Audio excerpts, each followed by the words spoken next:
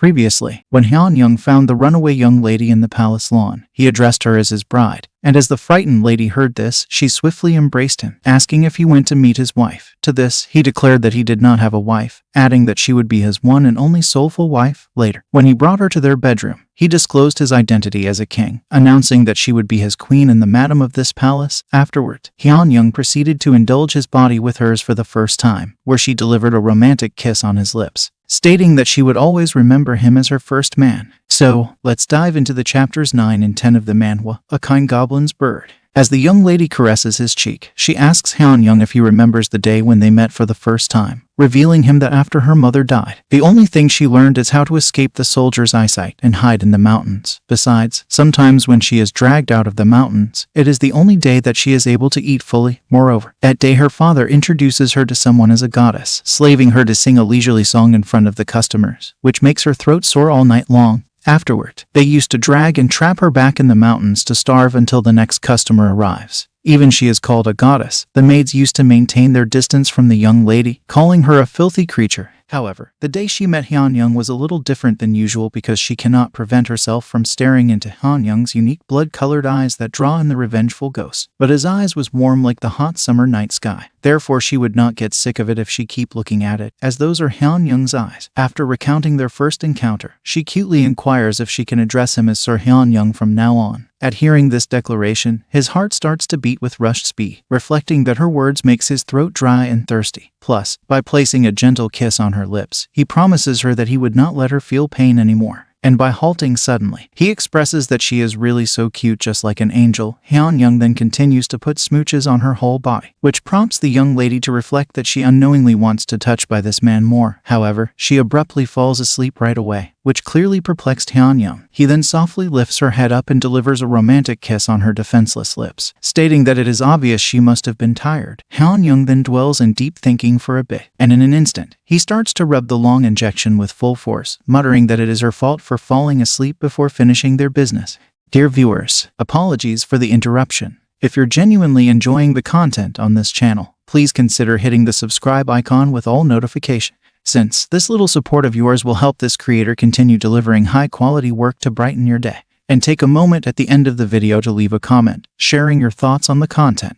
Your feedback means a lot. Now, let's not take up too much of your time and jump back into the story. From here, the scene lands on the next day, where Heon is busy bathing the young lady, questioning why she was under that tree last night. To this, she visibly becomes sullen, responding that she was looking for him but as she cannot walk properly, she took rest under that tree. Hearing this, he worriedly inquires what she mean that she cannot walk, suggesting her to let's visit a doctor right now, at which she unexpectedly discloses that she has never seen a doctor even once. Heon deeply reflects that she has never seen a doctor at all when she has those scars all over her body. Nevertheless, the young lady interrupts his deep thoughts, joyfully compliments him that he just looks like a flower in the moonlight. Smiling clearly, he questions if she likes to use romantic statements. To this, the young lady answers that he will believe her words when she shows those pretty flowers from those mountains. But in an instant, her smiling face swiftly turns into a gloomy one, conveying to himself that his palace is such a nice place. But when she goes back to those mountains, she has to live inside that lonely and dirty shed again, adding that she can stand being hungry for a week, but she doesn't want to endure those lonely pains again. However, the young lady jolts up when Heon asks if she is telling all this because she is going to abandon him, reminding her that she promised to marry him and even she spent the night with him, questioning if she is planning to throw him away after using him. She lowers her head and denies his allegations, responding that she is just afraid of her callous father, who ordered her if she does not listen to him, he would get rid of her mother's grave. Further, she confidently expresses that if it is not for that, she will never leave Heon, as he is her most favorite person in the world. At hearing her actual feelings, he caresses her cheek, declaring that he will hold her mother's funeral right in the capital, by which she does not need to meet her father and other members again in the future. This statement brings a bright smile on her face, conveying that by this, she can continue staying with him. However, she nervously asks what if her father threatens to kill Heon for this, to which he assures her, speaking that if the young lady keeps staying beside her, no one can punish her as well as him. Later, as the head doctor arrives to check up on the young lady, he declares that she has been pushing herself too hard hard and in the future she would not be able to walk and see at night. To this, Heon determines that he will take her wherever she wants to go. And as the doctor adds that her womb cannot give birth to a child, Heon flinches heavily, rebuking the doctor for daring to put his attention on her intimate part without his permission. Plus, with a menacing gaze, he reminds the doctor that whether the young lady gets pregnant or not, it is none of the doctor's business. And as Heon vehemently orders the doctor to leave the room immediately,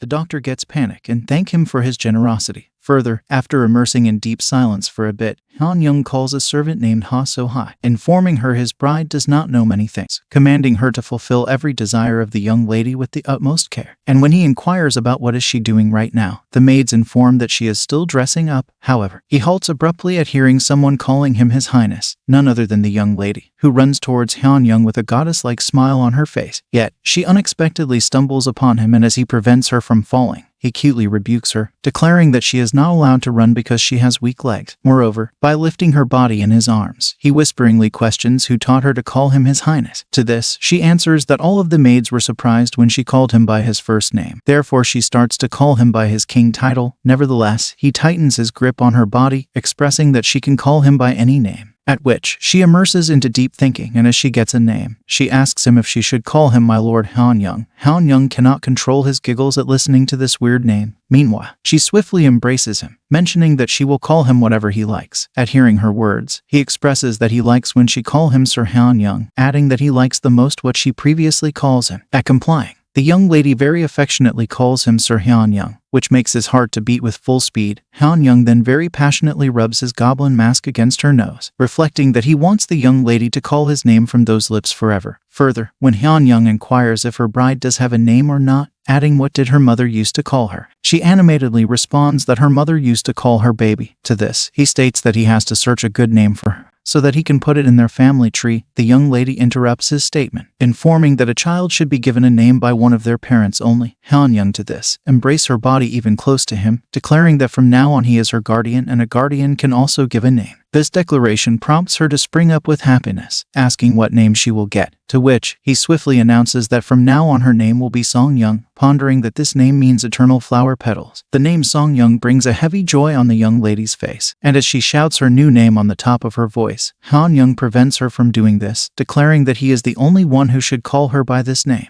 As we wrap up today's segment, thank you for being with us until the very end. I'll be sharing fresh videos of this manga and exciting new series every weekend. Your support is invaluable, so please subscribe and hit the notification bell to stay updated. Your encouragement keeps the channel thriving, and I appreciate it immensely. Until next time, take care and goodbye.